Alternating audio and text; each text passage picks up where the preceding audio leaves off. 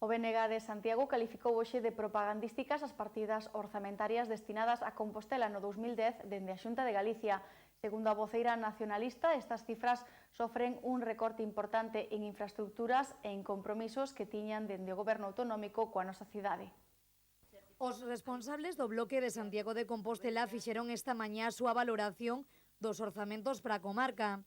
Segundo os nacionalistas, estas son unhas cifras ilusionistas máis que unha ilusión.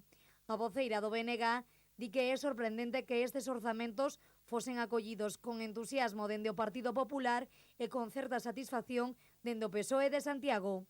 É sorprendente porque, malia que estamos nun momento de crise que todos podemos entender que ten que haber unha política austera, unha política de contención e de priorización clara do que ten algún tipo de rendemento no desenvolvemento social, económico, etc. E desde logo aforro noutras partidas, o que vemos na práctica é que hai recortes en cuestións fundamentais que teñen que ver sobre todo con infraestructuras. E o máis importante, que hai moitos recortes en cuestións que son compromisos en concreto coa cidade de Santiago, non?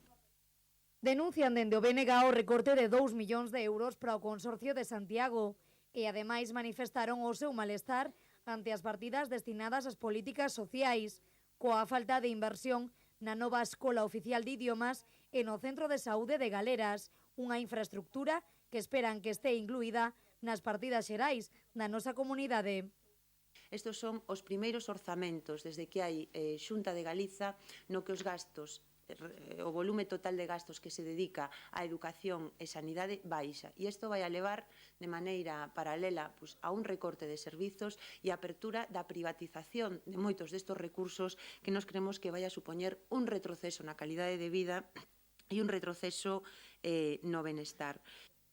Dende o BNG califican estes orzamentos de propagandísticos, xa que din que con estas cifras non se poderán levar a cabo moitas das infraestructuras que anuncian, como son o peche do periférico polo oeste, a conexión coa Costa da Morte ou a implantación dun metro lixeiro.